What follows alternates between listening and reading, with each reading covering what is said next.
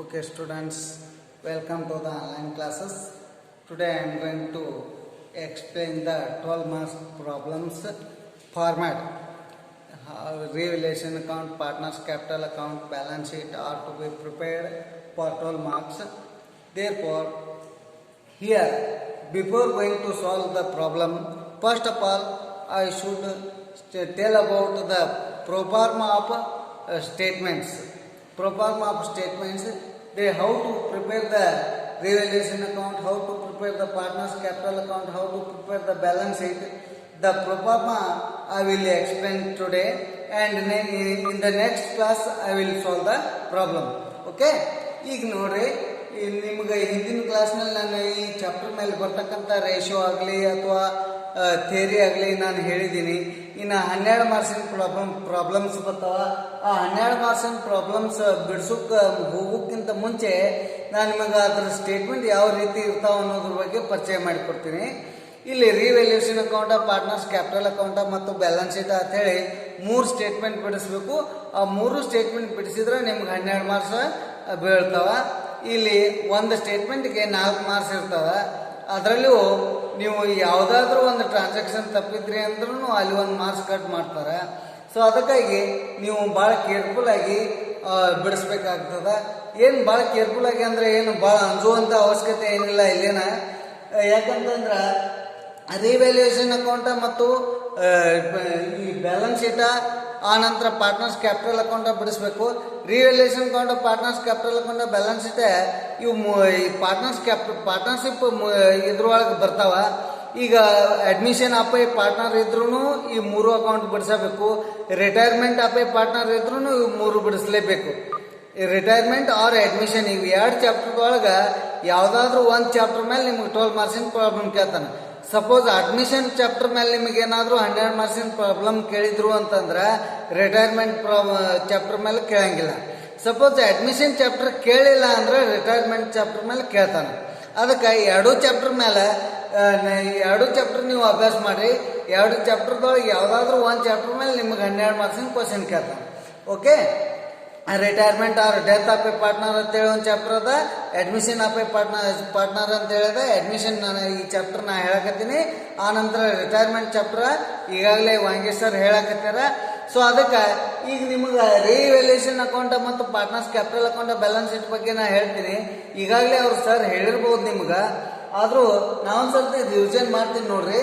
ಇಲ್ಲಿ revaluation account ಅಂತ ಹೇಳಿ ಬಿಡಿಸ್ತೀವಿ. ರಿವ್ಯಾಲ್ಯೂಯೇಷನ್ ಅಕೌಂಟ್ ಯಾಕೆ ಬಿಡಿಸ್ತೀವಿ ಅಂದ್ರೆ, ನಿಮಗೆ ಈಗಾಗಲೇ ಹೇಳಿದಂಗೆ ಪಾರ್ಟ್ನರ್ ಯಾರಾದರೂ ರಿಟೈರ್ಡ್ ಆಗ್ತಿದ್ರು ಅಂದ್ರೆ ಬಿಸ್ನೆಸ್ನಿಂದ, ಅಥವಾ ಯಾರಾದರೂ ಅಡ್ಮಿಷನ್ ಆಗ್ತಿದ್ರು ಅಂದ್ರೆ, ಅಥವಾ ಬಿಸ್ನೆಸ್ನ ಬಂದ್ ಮಾಡ್ತಿದ್ರು ಅಂತಂದ್ರೆ, ಅಥವಾ ನಮ್ಮ ಬಿಸ್ನೆಸ್ಸನ್ನು ಮತ್ತೊಬ್ರಿಗೆ ಮಾರಾಟ ಮಾಡ್ತಿದ್ದೀವಿ ಅಂದ್ರೆ, ಆ ಸಂದರ್ಭದೊಳಗೆ ನಾವೇನು ಮಾಡ್ತೀವಿ ಅಂದ್ರೆ ಆಸ್ತಿಗಳನ್ನ ಮತ್ತು ನಮ್ಮ ಹೊಣೆಗಾರಿಕೆಗಳನ್ನು ಮರುಮೌಲ್ಯಮಾಪನ ಮಾಡ್ತೀವಿ. at the time of admission of any person as a partner or any partner retiring from the business, or we are going to sell the business, whatever, in any situation we have to revalue all the assets and liabilities. At that time, either by revaluation of assets and liabilities, either it may be profit or losses occurred in the business. ನೋಡ್ರಿ, ಇಲ್ಲಿ ಆಸ್ತಿಗಳನ್ನು ನಾವು ಈ ಸಿಚುವೇಶನ್ದೊಳಗೆ ಮರುಮೌಲ್ಯಮಾಪನ ಮಾಡ್ತೀವಲ್ಲ, ಆ ಸಂದರ್ಭದೊಳಗೆ ನಮ್ಗೆ ಲಾಸ್ನೂ ಆಗ್ಬೋದು, ಪ್ರಾಫಿಟ್ನೂ ಆಗ್ಬೋದು.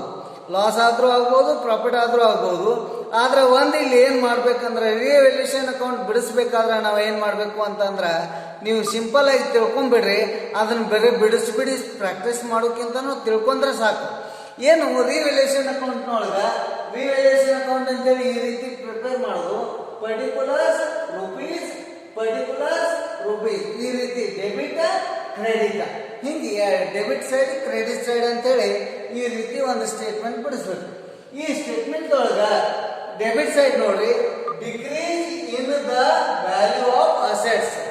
Decrease in the value of assets are debited to the revaluation account, and increase in the value of liabilities are also debited to the revaluation account. ಇಲ್ಲಿ ನೋಡ್ರಿ, ರಿವ್ಯಾಲ್ಯೂಷನ್ ಅಕೌಂಟ್ನಾಗ ನಾವೇನು ಮಾಡ್ತೀವಿ ಅಂದ್ರೆ ಆಸ್ತಿಗಳನ್ನ ಮರುಮೌಲ್ಯ ಮಾಪನ ಮಾಡ್ತೀವಿ. ಯಾಕಂದ್ರೆ ಆಸ್ತಿಗಳ ಬೆಲೆಯನ್ನು ನಾವು ಹೊಳೆ ಮರುಮೌಲ್ಯ ಮಾಪನ ಮಾಡಿ ಸಂದರ್ಭದೊಳಗೆ ನಾವು ತಗೊಂಡ ರೇಟಿಗೆನ ಈಗ ಇರುವುದಿಲ್ಲ. ಕೆಲವೊಂದು ಸರ್ತಿ ಏನಾಗ್ತದೆ ಅಂದ್ರೆ ಅವುಗಳ ಬೆಲೆ ಹೆಚ್ಚು ಕಡಿಮೆ ಆಗಿರ್ತದೆ. ಈಗ ಉದಾಹರಣೆಗೆ ಲ್ಯಾಂಡ್ ಆ್ಯಂಡ್ ಬಿಲ್ಡಿಂಗ್ ನೀವು ಪರ್ಚೇಸ್ ಮಾಡಿದ್ರಿ ಅಂತಂದ್ರೆ ಒಂದು 5-6 ವರ್ಷ ಬಿಟ್ಟ ನಂತರ ಅದ್ರ ವ್ಯಾಲ್ಯೂ ಹೆಚ್ಚಾಕೊಂತ ಹೋಗಿರ್ತದೆ. ಅದಕ್ಕೆ ಆಗಿನ ರೇಟ್ಗೆ ಈಗಿನ ರೇಟ್ಗೆ ಕಂಪೇರ್ ಮಾಡಿದ್ರೆ ವ್ಯಾಲ್ಯೂ ಹೆಚ್ಚಾಗಿರ್ತದೆ. ವ್ಯಾಲ್ಯೂ ಹೆಚ್ಚಾಗೈತಿ ಅಂತಂದ್ರೆ ನಾವು 10 ಲಕ್ಷಕ್ಕೆ ತೊಗೊಂಡಿರ್ತಕ್ಕಂಥ ಆಸ್ತಿ ಈಗ 15 ಲಕ್ಷಕ್ಕೆ ಹೋಗ್ತೈತಿ ಅಂತಂದ್ರೆ 5 ಲಕ್ಷ ರೂಪಾಯಿ ನಮಗೆ ಪ್ರಾಫಿಟ್ ಆಗ್ತೈತಿ. ಅದರ ಸಲುವಾಗಿ ಆಸ್ತಿಗಳ ಬೆಲೆ ಹೆಚ್ಚಾತು ಅಂತಂದ್ರೆ ನಮ್ಗೆ ಲಾಭ ಅಂತ ತಿಳ್ಕೊಂಡು ಅದನ್ನ ಕ್ರೆಡಿಟ್ ಸೈಡ್ ಬರಿಬೇಕು. ಒಂದು ವೇಳೆ ಆಸ್ತಿಗಳ ಬೆಲೆ ಕಡಿಮೆ ಆಯ್ತು ಅಂತಂದ್ರೆ, for example tractor, car, lorry, generator, whatever machinery are sold at the lesser price compare to the purchasing price. ಖರೀದಿ ಮಾಡಿದ ಬೆಲೆಗಿಂತ ನಾವು ಈಗ ಮಾರಾಟದ ಬೆಲೆ ಭಾಳ ಕಡಿಮೆ ಇರ್ತದೆ ಮಷಿನರಿಗಳದ್ದು, ಯಂತ್ರೋಪಕರಣಗಳ ಬೆಲೆ. ಯಾಕಂದರೆ ನಾವು 15 ಲಕ್ಷ ಕೊಟ್ಟು ಟ್ರ್ಯಾಕ್ಟರ್ ತೊಗೊಂಡಿದ್ದೀವಿ, ಈಗ ಅದನ್ನ 6 ಲಕ್ಷ 8 ಲಕ್ಷಕ್ಕೆ ಮಾರಿದೀವಿ ಅಂತಂದ್ರೆ ತೊಗೊಂಡದ ಬೆಲೆ ಹೆಚ್ಚದ, ಈಗ ಮಾರೋ ಬೆಲೆ ಕಡಿಮೆ ಅದ, ಅಥವಾ ಈಗ ಸದ್ಯದ ಅದ್ರ ಬೆಲೆ ಕಡಿಮೆ ಅದ ಅಂತಂದ್ರೆ ನಮಗೆ ಲಾಸ್ ಆಗ್ತದ. ಅದಕ್ಕೆ ಯಾವುದೇ ಆಸ್ತಿಯ ಬೆಲೆ ಕಡಿಮೆ ಆಯ್ತು ಅಂದ್ರೆ ಅದು ನಮಗೆ ಲಾಸ್ ಆಕೈತಿ ಅಂತ ತಿಳ್ಕೊಂಡು ಡೆಬಿಟ್ ಸೈಡ್, ಡೆಬಿಟ್ ಅಂದ್ರೆ ಲಾಸ್, ಕ್ರೆಡಿಟ್ ಅಂದ್ರೆ ಇನ್ಕಮ್. ಅದಕ್ಕೆ ಡೆಬಿಟ್ ಸೈಡ್ ನಾವು ಏನು ಮಾಡಬೇಕು ಅಂತಂದ್ರೆ ಆಸ್ತಿಯ ಬೆಲೆ ಕಡಿಮೆ ಆಯ್ತು ಅಂತಂದ್ರೆ ಡೆಬಿಟ್ ಸೈಡ್ ಬೇಕು. To decrease in the value of assets. ಯಾವುದೇ ಆಸ್ತಿಯ ಬೆಲೆ ಕಡಿಮೆ ಆಯಿತು ಅಂದ್ರೆ ಎಷ್ಟು ಕಡಿಮೆ ಆಗಿರ್ತದೆ ಅಷ್ಟು ಬರಬೇಕು. 15 ಲಕ್ಷ ರೂಪಾಯಿ ಆಸ್ತಿ ಈಗ ನಾವು 10 ಲಕ್ಷ ರೂಪಾಯಿ ಅದ್ರ ಬೆಲೆ ಐತಿ ಅಂದ್ರೆ ನಾವು ತಗೊಳ್ಳುವಾಗ 15 ಲಕ್ಷ ರೂಪಾಯಿ ಬೆಲೆ ಇತ್ತು, ಈಗ ಅದ್ರ ಬೆಲೆ 10 ಲಕ್ಷ ಐತಿ ಅಂದ್ರೆ 5 ಲಕ್ಷ ರೂಪಾಯಿ ಅದ್ರ ವ್ಯಾಲ್ಯೂ ಕಡಿಮೆ ಆಗೈತಿ ಅಂತ ಹೇಳಿ ಅಲ್ಲಿ 5 ಲಕ್ಷ ರೂಪಾಯಿ ಮಾತ್ರ ಬರಿಬೇಕು. ಈ how much decreased in the value of assets, that much of amount only recorded, not purchasing price or selling price. ಇಲ್ಲಿ ಮಾರಾಟದ ಬೆಲೆ ಏನಾಗಲಿ ಅಥವಾ ನಾವು ಖರೀದಿ ಮಾಡಿದ ಬೆಲೆ ಏನಾಗಲಿ ನಾವು ಬರಲಿಕ್ಕೆ ಬರೋದಿಲ್ಲ. ಎಷ್ಟು ಬೆಲೆ ವ್ಯತ್ಯಾಸ ಆಗಿರ್ತದೆ ಅದನ್ನು ಮಾತ್ರ ಬರಿಬೇಕು. ಎಷ್ಟು ಬೆಲೆ ಕಡಿಮೆ ಆಗಿತ್ತು ಅಂದ್ರೆ ಲಾಸ, ಬೆಲೆ ಹೆಚ್ಚಾಗಿತ್ತು ಅಂದ್ರೆ ಇನ್ಕಮ್.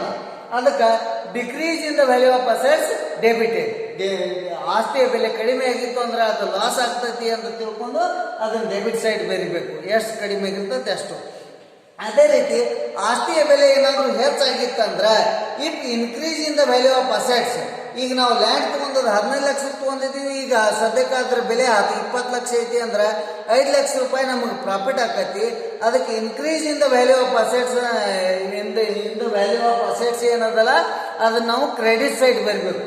ಅದಕ್ಕೆ ನೋಡ್ರಿ, increase in the value of assets, increase in the value of assets credit. ಎಷ್ಟು ಇನ್ಕ್ರೀಸ್ ಆಗೈತಿ ಅಷ್ಟು ನಮಗೆ ಇನ್ಕಮ್ ಅಂತ ತಿಳ್ಕೊಂಡು ಅದನ್ನ ನಾವೇನು ಮಾಡಬೇಕು ಅಂತಂದ್ರೆ ಕ್ರೆಡಿಟ್ ಸೈಡ್ ಬರಿಬೇಕು. ಇನ್ಕ್ರೀಸ್ ಆದದ್ದನ್ನ ಆಸ್ತಿ ಬೆಲೆ ಹೆಚ್ಚಾಯ್ತು ಅಂದ್ರೆ ಕ್ರೆಡಿಟ್, ಆಸ್ತಿ ಬೆಲೆ ಕಡಿಮೆ ಆಯ್ತು ಅಂದ್ರೆ ಡೆಬಿಟ್, ಈ ರೀತಿ ಬರಿಬೇಕು. ಆನಂತರ ಇನ್ನೊಂದೇನು ಅಂತಂದ್ರೆ, ಸಪೋಸ್ ಲಯಬಿಲಿಟೀಸ್ ಅನ್ನು ನಾವು ವ್ಯಾಲ್ಯೂಯೇಷನ್ ಮಾಡಿದೀವಿ ಅಂದ್ರೆ, ಆ ಸಂದರ್ಭದೊಳಗೆ ಏನು ಮಾಡಬೇಕು, ಈಗ for example if liabilities values are increased that is loss, if liabilities value are decreased that is income or profit to the businessman. ಇಲ್ಲಿ ನೋಡ್ರಿ ಹೆಂಗ ಲಯಬಿಲಿಟೀಸ್ ಅಂತಂದ್ರೆ ಸಾಲಗಳ ಬೆಲೆ ಹೆಚ್ಚಾಗ್ತದ ಕಡಿಮೆ ಆಗ್ತದೆ ಅಂತಂದ್ರೆ, ಸಾಲಗಳ ಬೆಲೆ ಹೆಚ್ಚಾತು ಅಂತಂದ್ರೆ ನಮಗೆ ಲಾಸ್ ಅಂತ ತಿಳ್ಕೊಂಡು ಅದನ್ನ ಡೆಬಿಟ್ ಸೈಡ್ ಬರಬೇಕು. To increase in the value of liabilities, increase in the value of liabilities that is debited to the revaluation account. ಅಲ್ಲ ಸಾಲ ಹೆಂಗೆ ಹೆಚ್ಚಾಕತಿ ಅಂತ ಕೇಳ್ಬೋದು. ನಿಮಗೆಲ್ಲ ಗೊತ್ತದ, ಬ್ಯಾಂಕಿನೊಳಗೆ ಅಥವಾ ನಾವು ಹೊರಗಡೆ ಸಾಲ ತಂದಾಗ ಅದ್ರ ಮೇಲೆ ಇಂಟ್ರೆಸ್ಟನ್ನು ಸೇರಿಸಿ ನಾವು ಕೊಡಬೇಕಾಗ್ತದೆ. ನಾವು ತಂದದ್ದು 10 ಲಕ್ಷ ರೂಪಾಯಿ ಇರ್ತದ, ಈಗ ಸದ್ಯಕ್ಕೆ ನಾವು 13 ಲಕ್ಷ ರೂಪಾಯಿ ಕೊಡಬೇಕಾಗೈತಿ ಅಂತಂದ್ರೆ ಆ 3 ಲಕ್ಷ ರೂಪಾಯಿ ನಮಗೆ ಲಾಸ್ ಅದು.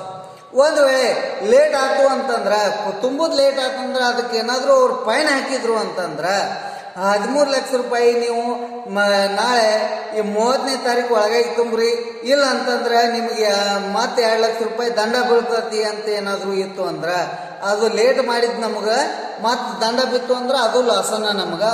ಅದಕ್ಕೆ ಸಾಲ ಎಷ್ಟು ಮಾಡಿರ್ತೀವಿ ಸಾಲದಕ್ಕಿಂತ ಹೆಚ್ಚಿಗೆ ನಾವು ರೊಕ್ಕ ಕೊಡಬೇಕಾದ್ರೆ ಅದು ಲಾಸ ಅಂತ ತಿಳ್ಕೊಬೇಕಾಗ್ತದೆ. ಸೊ ಅದಕ್ಕೆ ಅದು ಲಯಬಿಲಿಟೀಸ್ ವ್ಯಾಲ್ಯೂ ಹೆಚ್ಚಾಯ್ತು ಅಂತಂದ್ರೆ ಲಾಸ್ ಅಂತ ತಿಳ್ಕೊಂಡು ಡೆಬಿಟ್ ಸೈಡ್ ಬರೀಬೇಕು.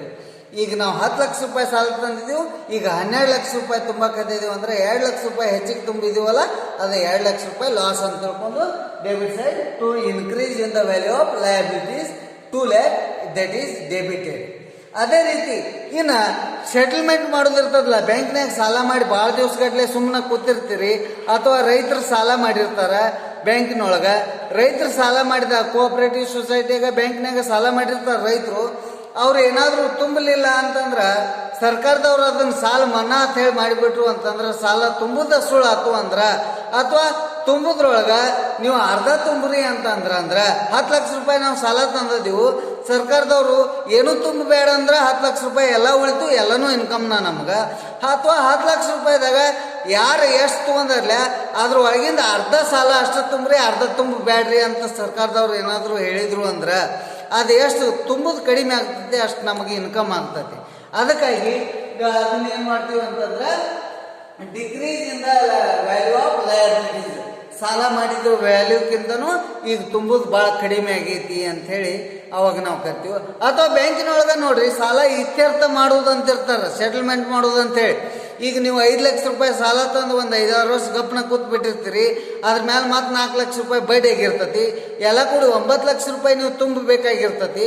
9 ಲಕ್ಷ ರೂಪಾಯಿ ತುಂಬಬೇಕಾದಾಗ ಅವ್ರೊಂದು ನಿಮ್ಗೊಂದು ಟೈಮಿಂಗ್ ಕೊಡ್ತಾರೆ, ಇಷ್ಟು ಟೈಮಿಂಗ್ದೊಳಗೆ ತುಂಬಿದ್ರಿ ಅಂತಂದ್ರೆ ನೀವು 9 ಲಕ್ಷ ರೂಪಾಯಿ ಬದಲಾಗಿ 6 ಲಕ್ಷ ರೂಪಾಯಿ ತುಂಬ್ರಿ ಅಂಥೇಳಿ ನೀವು ಈ ತಾರೀಕಿನಿಂದ 31ನೇ ತಾರೀಕು ಒಳಗೆ ತುಂಬಿದ್ರಿ ಅಂದ್ರೆ 6 ಲಕ್ಷ ರೂಪಾಯಿ ಅಷ್ಟೇ ತುಂಬ್ರಿ. ಆ 31ನೇ ತಾರೀಕು ದಾಟಿದ್ರಿ ಅಂದ್ರೆ ನೀವು 9 ಲಕ್ಷ ಏನದಲ್ಲ ಅದನ್ನ ಅಷ್ಟು ತುಂಬಬೇಕಾಗ್ತೈತಿ ಅಂತ ಹೇಳಿದ್ರು ಅಂದ್ರೆ ಅವಾಗ ನಾವೇನು ಮಾಡ್ತೀವಿ, ಸೆಟಲ್ಮೆಂಟ್ ಮಾಡಕ್ಕೆ ಹೋಗ್ತೀವಿ. ಆಗ ಒಂದು ವೇಳೆ 31ನೇ ತಾರೀಕು ಒಳಗಾಗಿ ನಾವು ತುಂಬಿದ್ದೀವಿ ಅಂತಂದ್ರೆ, ಸಾಲ ತುಂಬಿದೀವಿ ಅಂತಂದ್ರೆ ಅಥವಾ ಪೇಡ್ ಮಾಡಿದೀವಿ ಅಂದ್ರೆ ಅವಾಗ ನಮಗೆ 3 ಲಕ್ಷ ರೂಪಾಯಿ ಉಳಿತೈತಿ, ಅದು ಇನ್ಕಮ್ ಆಗ್ತೈತಿ.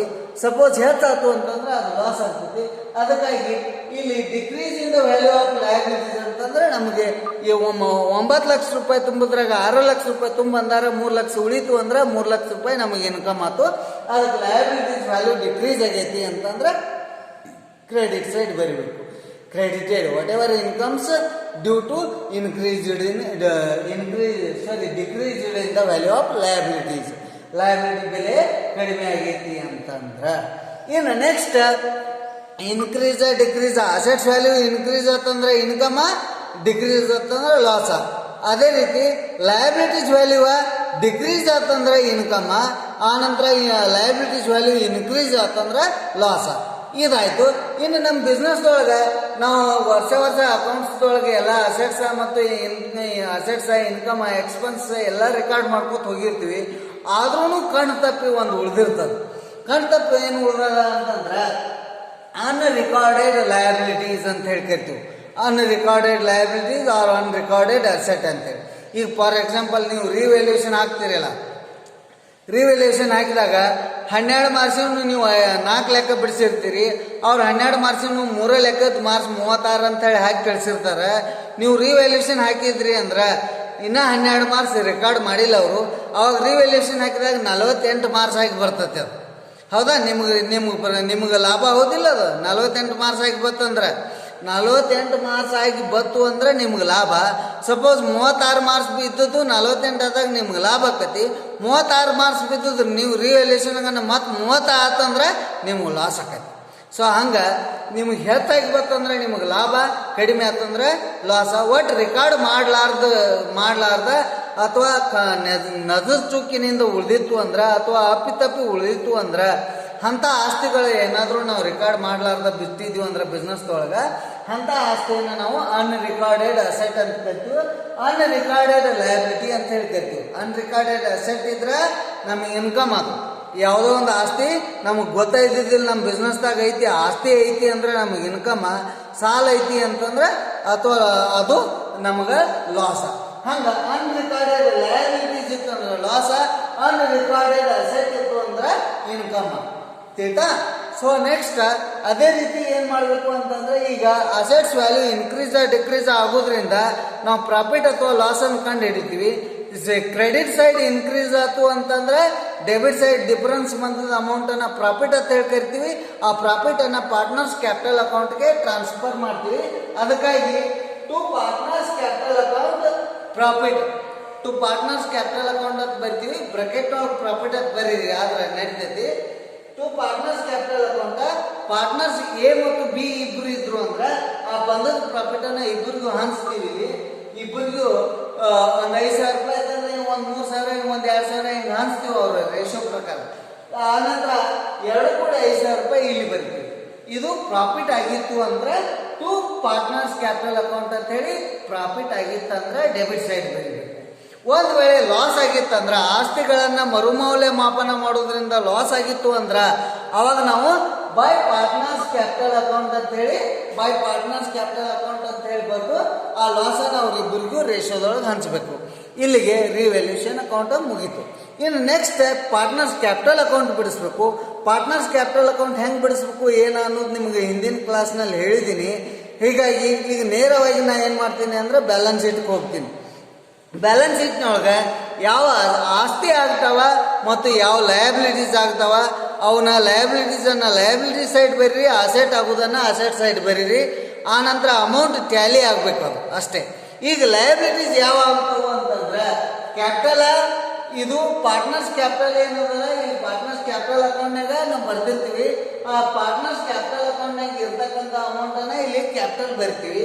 ಆ ನಂತರ ಬ್ಯಾಂಕ್ ಓವರ್ ಡ್ರಾಫ್ಟ್ ಅಂದ್ರೆ ಬ್ಯಾಂಕ್ನಾಗ ನಾವು ರೊಕ್ಕ ಇಟ್ಟದಕ್ಕಿಂತ ಹೆಚ್ಚಿಗೆ ರೊಕ್ಕ ತಂದಿದ್ದೀವಿ ಅಂದ್ರೆ ಅದನ್ನು ಓವರ್ ಡ್ರಾಫ್ಟ್ ಅಂತ ಹೇಳಿ ಕರಿತೀವಿ. ಆ ಓವರ್ ಡ್ರಾಫ್ಟ್ ಅಂದ್ರೆ ಅದು ಒಂದು ರೀತಿ ಸಾಲ ನಮ್ಗೆ. ಅದಕ್ಕಾಗಿ ಬ್ಯಾಂಕ್ ಓವರ್ ಡ್ರಾಫ್ಟ್ ಅದು ಲಯಬಿಲಿಟಿ ಸೈಡ್ ಬರ್ತೀವಿ, ಅದು ಲಯಬಿಲಿಟಿ ಆಗ್ತದೆ. ಆ ನಂತರ ಬಿಲ್ಸ್ ಪೇಬಲ್, ಯಾರಿಗೋ ಬಿಲ್ ಕೊಡೋದೈತಿ. ಬಿಲ್ಸ್ ಪೇಬಲ್ ಅಂದ್ರೆ ಏನು, ಬಿಲ್ ಕೊಡೋದೈತಿ ಅಂದಂಗ.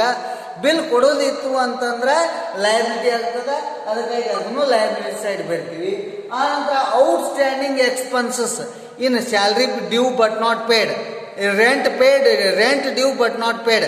ಬಿಲ್ಡಿಂಗ್ ಬಾಡಿಗೆ ಆಗಲಿ ಅಥವಾ ವರ್ಕರ್ ಸ್ಯಾಲ್ರಿ ಆಗಲಿ ಕೊಡೋದೈತಿ, ಕೊಟ್ಟಿಲ್ಲ ಅಂತಂದ್ರೆ ಅದು ನಮ್ಗೆ ಲಯಬಿಲಿಟಿ. ಕೊಡ್ಬೇಕಲ್ಲ ಮತ್ತೆ, ಅದಕ್ಕೆ ನಮಗೆ ಲಯಬಿಲಿಟಿ ಆಗ್ತದೆ. ಕೊಡುವುದೈತಿ, ಕೊಟ್ಟಿಲ್ಲ ಅಂದ್ರೆ ಲಯಬಿಲಿಟಿ ಆಗ್ತದೆ. ಅದನ್ನ ಲಯಬಿಲಿಟಿ ಸೈಡ್ ಔಟ್ಸ್ಟ್ಯಾಂಡಿಂಗ್ ಎಕ್ಸ್ಪೆನ್ಸಸ್ ಅಂತ ಹೇಳಿ ಬರ್ತೀವಿ. ಯಾಕಂದ್ರೆ ಔಟ್ಸ್ಟ್ಯಾಂಡಿಂಗ್ ಎಕ್ಸ್ಪೆನ್ಸ್, ರೆಂಟ ಸ್ಯಾಲ್ರಿ ಇವು ಎಕ್ಸ್ಪೆನ್ಸಸ್ ಅಲ್ಲ, ನಮಗೆ ಖರ್ಚನ ಹೋಗಿಲ್ಲ ಅವು. ಸೊ ಅದಕ್ಕೆ ಕೊಡಬೇಕಾದ ಖರ್ಚನ್ನ ಇನ್ನು ಕೊಟ್ಟಿಲ್ಲ ಅಂತಂದ್ರೆ ಕೊಡಬೇಕು, ಅದು ಲಯಬಿಲಿಟಿ. ಅದಕ್ಕಾಗಿ ಅದನ್ನ ಲಯಬಿಲಿಟಿ ಸೈಡ್ ಬರ್ತೀವಿ. ಇನ್ನು ಅದೇ ರೀತಿ ಇನ್ನು ಅಸೆಟ್ ಸೈಡ್ ಏನು ಮಾಡ್ತೀವಿ ಅಂದ್ರೆ ಲ್ಯಾಂಡ್ ಆ್ಯಂಡ್ ಬಿಲ್ಡಿಂಗ್ ಅಂತ ಹೇಳಿ ಬರ್ತೀವಿ. Land and building value increase ಆಗಿತ್ತು ಅಂದ್ರೆ ರಿವ್ಯಾಲ್ಯೂಷನ್ ಮಾಡಿದಾಗ ಅಸೆಟ್ ವ್ಯಾಲ್ಯೂ ಇನ್ಕ್ರೀಸ್ ಆಗಿತ್ತು ಅಂದ್ರೆ ಆ್ಯಡ್ ಅಪ್ರಿಸಿಯೇಷನ್ ಅಂತ ಹೇಳಿ ಬರ್ತೀವಿ. ಮೊದಲೇದು 10 ಲಕ್ಷ, ಈಗ 2 ಲಕ್ಷ ರೂಪಾಯಿ ಹೆಚ್ಚಾಗೈತಿ. ಸೊ ಟೋಟಲ್ ಆ್ಯಡ್ ಅಂತ ಹೇಳಿ ಮಾಡಿ 12 ಲಕ್ಷ ರೂಪಾಯಿನ ಔಟರ್ ಕಾಲಮ್ ಬರ್ತೀವಿ. ವ್ಯಾಲ್ಯೂ ಇನ್ಕ್ರೀಸ್ ಆಗಿತ್ತಂದ್ರೆ ಆ್ಯಡ್ ಮಾಡ್ತೀವಿ, ವ್ಯಾಲ್ಯೂ ಡಿಕ್ರೀಸ್ ಆಗಿತ್ತಂದ್ರೆ ಲೆಸ್ ಮಾಡ್ತೀವಿ. ಇನ್ನು ನೋಡ್ರಿ ಅದೇ ರೀತಿ ಪ್ಲಾಂಟ್ ಆ್ಯಂಡ್ ಮಷಿನರಿ ಅಂತ ಹೇಳಿದ, plant and machinery value decrease ಆಗಿತ್ತು ಅಂದ್ರೆ ಅದಕ್ಕೆ ಡಿಪ್ರಿಸಿಯೇಷನ್ ಅಂತ ಹೇಳಿ ಕರಿತೀವಿ. ಅದಕ್ಕೆ ಲೆಸ್ ಡಿಪ್ರಿಸಿಯೇಷನ್. ಆಸ್ತಿ ಬೆಲೆ ಕಡಿಮೆ ಆಗಿತ್ತು ಅಂದ್ರೆ ಲಾಸ, ಅದಕ್ಕೆ ಲೆಸ್ ಮಾಡಬೇಕು. ಆಸ್ತಿ ಬೆಲೆ ಹೆಚ್ಚಾಗಿತ್ತು ಅಂದ್ರೆ ಅಪ್ರಿಸಿಯೇಷನ್, ಅದು ಪ್ರಾಫಿಟ, ಅದಕ್ಕೆ ಅದನ್ನು ಪ್ಲಸ್ ಮಾಡಬೇಕು. ಅಪ್ರಿಸಿಯೇಷನ್ ಆದ್ರೆ ಪ್ರಾಫಿಟ, ಡಿಪ್ರಿಸಿಯೇಷನ್ ಆದ್ರೆ ಲಾಸ. ಡಿಪ್ರಿಸಿಯೇಷನ್ ಆದ್ರೆ ಲೆಸ್ ಮಾಡೋದು, ಅಪ್ರಿಸಿಯೇಷನ್ ಆದ್ರೆ ಪ್ಲಸ್ ಮಾಡೋದು, ಅಷ್ಟೇ.